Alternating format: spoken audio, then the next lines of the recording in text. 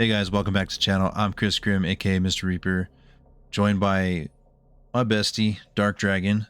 We're here to give you guys a little spooky video. And last year we did a really cool podcast with the whole crew on here, where we talked about some of our personal scare experiences that we had as kids.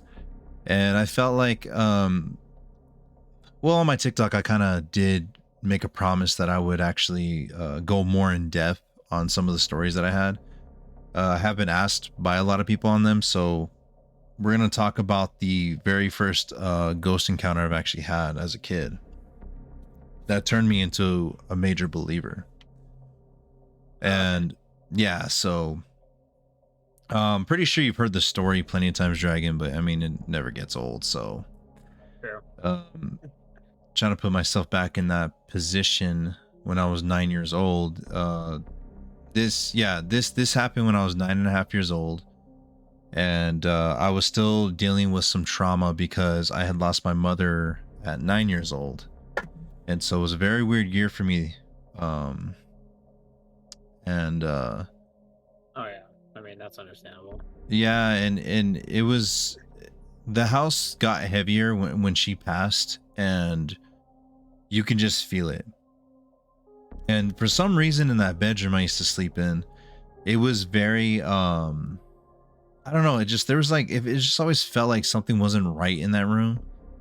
And I don't know, like, I mean, if you want to talk about first experiences, I mean, I guess technically it would be with me and one of my brothers. We used to have to share that room, and I can't even remember what we saw that night because it was so terrifying that we just he won't talk about it. Whenever I'd ask him about it, he wouldn't talk about it. But all I remember is me and him looking out the window and just being excruciatingly terrified. I remember seeing something walking. I just don't remember what it was. We ran to my sister's room and we stayed the night in there because we were too terrified to go back in that room. Yeah. So that was probably, I think I was like 5, 6 when that happened. I don't remember when me and him would share that room. But yeah, I was extremely young, and usually I have a pretty good memory, but that one just seems to elude me for some weird reason.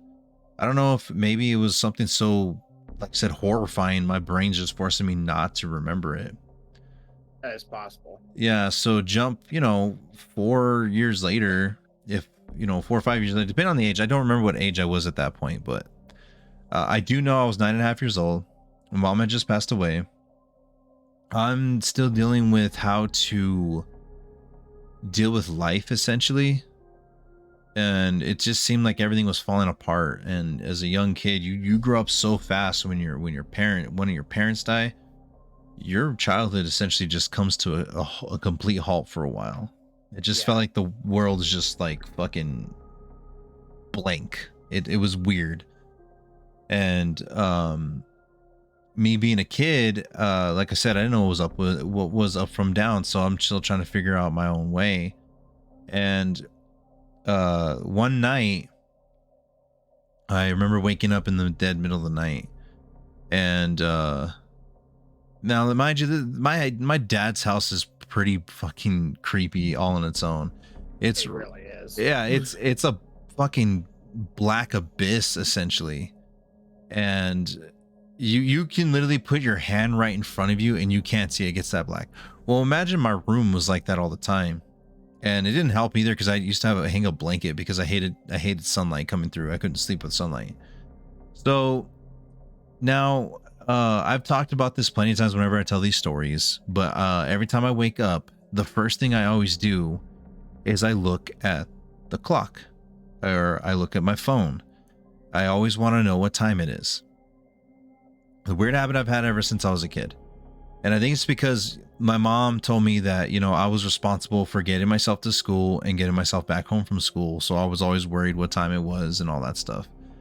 So it just kind of stuck with me ever since. And yeah, it's a weird feat I have now. And it bugs the shit out of any kind of girl I'm with, because they'll see me, like, they'll know I'm waking up and I'll check my phone right away, and it bugs the shit out of anyone who's with me. And I'm like, well, it's just a fucking habit, So mind you, I look at the clock and it is 3 o'clock on the dot. Now, this is where it gets kind of eerie. After I looked, because my bed's facing. I'm trying to think. Like, here's the camera, right? Okay, I'm looking right at the camera. So as I'm looking at you, that's exactly where pretend I'm looking at the clock, okay? Because the clock was like pretty much on my entertainment center across from me on my big ass bed, and I remember looking at it. So that means my closet is on the right, okay? My old closet. So when I woke up, I looked at the clock and noticed it was 3 a.m. So at that moment, I felt like I was being watched. It was a really, really eerie feeling. And I looked to my right, and my closet never had a door. It was always just an open closet.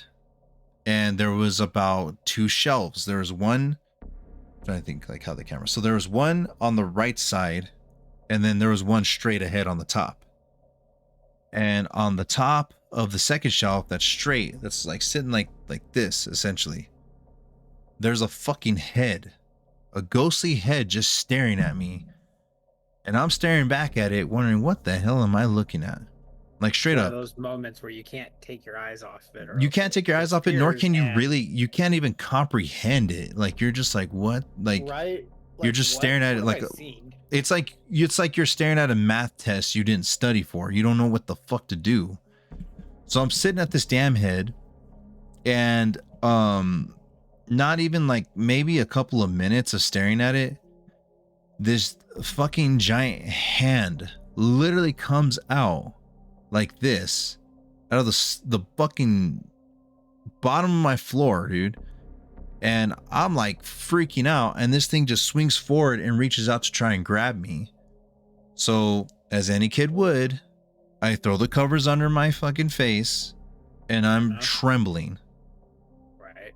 So what felt safe under the covers. Yeah, I felt it's almost like bass, Yeah, so totally. I finally got the courage to peek out, which it felt like fucking hours had passed, but it was only 5 minutes. And the reason I know it was 5 minutes because I looked right at the clock. Once I saw the coast was clear, I peeked out, the hand was gone and the head was gone. Once I saw the coast was clear, I look at the clock, and now it's 3:05 a.m. 5 minutes have passed. Dude, I fucking jumped out of bed so quickly and threw my light on and grabbed my, obviously it wasn't doing anything, but I grabbed my baseball bat and just literally just huddled in a fucking corner with my fucking bat in my hand. I have done this before too. Yeah, dude, and I didn't go to sleep that night at all. And that's how I know it was real. And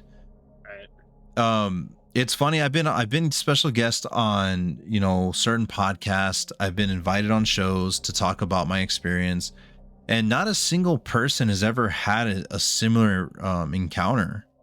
So it's almost unique in its own way, and I still don't even know what the hell that was, especially the giant hand coming out. Like, I'll never forget that. And you would assume that I would dream about it. If it was a dream, I would dream about it again, but it never happened. So it's very similar to one experience I had, but then again, I'm not completely sure that wasn't a dream. Yeah, like I know mine wasn't, because I didn't go to bed, dude. I could not fall back asleep. And I talked to my stepmom. Well, then she was my dad's girlfriend, and I told her what happened. But of course, no one would believe a 9-year-old kid about a giant hand coming out of the fucking bottom of the freaking ground. Right. Oh, that was just a bad dream. You ate something. Yeah, my dad won't even have it. He won't even talk about stuff like that. Like when I tried telling him about it, he's like, "Yeah, you're just stupid. You just imagine it." Like he will not. And he told me the reason why is because he feels like the more you talk about something like that, the more likelihood it's going to happen again. I totally don't blame him. I get it, but it happened. It's possible. It's like that. It's like the old superstition of knock on wood after you say something that you do not want to happen. Yeah, I get it. But at the same time, when you're a kid, like you're looking for any kind of answer or solution to what the fuck happened. And the reason why you're asking the adults, you're hoping that they have more insight. Yeah, and after that night, I think my stepmom, she caught on because she started giving me candles to have in the room because I started becoming afraid of the dark for a while. So I would always have these burning candles in my room from there, just to kind of um help comfort me in my time, because man, that experience is not something you don't forget. And from that day, that's when I knew ghosts were real, because what else would it be? And yeah, it was insane. And still no answers. The crazy thing is no one's ever experienced that again in my dad's house, as far as I'm concerned. I always talk to my brothers about it, but it seems like the house is not as heavy as it used to be. It doesn't feel that way. So, but I don't know what it was that drove like the house to feel that way. But man, it was like I said, you walked in and you just felt like there was just something on your shoulders immediately. You know, we might have to test this at some point. What's at one that? of our old school hangout nights. If I can get the house to myself, I totally would be down. But like when I go into my dad's house, it doesn't feel like Doesn't it's feel the same. it doesn't. Yeah, it just feels like I said, the energy has changed. I don't know if maybe because it's not as negative, because I mean there was a lot of shit that went on in my dad's house, um with very personal stuff and I very mean, aggressive stuff. So it's like, with you everything know, that was happening at that time, I mean, that's a lot of negative energy, you know? yeah. So, you know, And it's not like it could have been that, and it's it, dissipated over it the could years a have. little I mean, bit. like I said, Yeah. my mom left us. I mean, it was just the energy changed, and the air Right. was thick, and you just it felt different when you walk into that house. And the crazy part is, like, when I had that experience, I didn't have experience like that again until my mid-teens. I think I wasn't until I was in high school when my second experience happened. So it's like it was just crazy how that went down. No one's ever experienced that again. I mean, there's a shit ton that went down in that house that my family tells. I mean, it's funny because no one wanted to hear my shit, but as soon as stuff started happening to them, they wanted me to hear their shit. So it's like, it's Yeah. funny how that ends up, doing a full circle. I Watch me avoid, pull the Uno reverse card by not listening. yeah, and I tried to be chill about it. Like I didn't want to tell my little brother and sister at the time. I told them wait till you're older and I'll talk to about it, because they had caught wind that I had something experienced, because I didn't want them being scared, you know. Right. So Right. it's Probably the right way to handle it. yeah, exactly. I mean, I was traumatized by it for a while. Why would I want my brother and sister to be traumatized over something that like that crazy? Right. So it's just like, but I mean, according to my dad, he says that stuffs like that have been happening since I was 2 years old. Like there used to be something called the Shadow Man that used to lurk around in the backyard that our dog used to chase around. And he said from that day forward, there was always something going on. Like sometimes my stepmom would be like, she would tell me that she would actually, one of her first things was she would actually hear, because we had baby monitors everywhere in that house. It was like a fucking security house at that point. But she had baby monitors everywhere. She had one in the kitchen, she had one in the living room, she had one in the bedroom, where the baby would sleep. Because I think, yeah, it was my little sister Mia. She was the baby at the time, and yeah. So Amy had those plastered everywhere, and she said she hated it because she would hear on the monitors sometimes that she would hear pages turning, like phone book pages turning. She would hear things almost like footsteps and shit. And there would be times she'd come downstairs to check what the hell was going on, and she would always think it was me sneaking around in the kitchen, but like I'm fast asleep, Right. so. But yeah, That's like an experience my mom had at our old house. what, just hearing stuff? No, it's she was in the kitchen late and she thought Pat came in through the door and went past real quick to his room. And she was like, I got you now. And she goes into his room and he's been in there for hours. He's dead asleep, yeah. Yeah. Like he is splayed out rock asleep. Yeah. It's like there's no way he just now jumped in that bed. Yeah. Yeah. So yeah, she thought, oh, I caught you sneaking in late after you were supposed to be in bed, but no. Right. She swears that was something. Like I said, yeah, and that's what Amy would try and do. She'd try and catch me just to see if so I could get in trouble, but it was never me, and that's what would freak her out the most. So, but I just want to tell this little quick story, and I have more. I'll break down the second experience on my next one. Oh yeah, we'll do And this again. yeah, and I'll try and get the guys on here too, like that way we can talk about more stuff we've had, because I know Daniel has more shit that he can talk about. He just doesn't want to, but I'll get him to. And then I've got my boy Chai and my other boy Ruben to agree to come on the show at some point. So it's going to be fun hearing their experience of what they've had happen to them. So be on the lookout. We're going to be doing plenty of podcasts, guys. A lot more shit coming through. I'm really excited for this Halloween season, just to kind of just deep dive in everything. So keep it on the lookout. I'll be definitely posting on Instagram. I'll be posting on my TikTok, and definitely obviously this is going to go full blown on YouTube.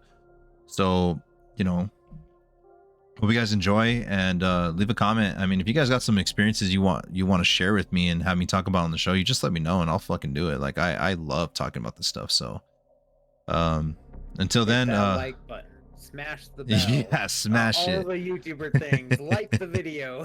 Leave the comment. All right, guys, we'll see you guys very soon. Take care. Hope y'all enjoyed the story and your mini story.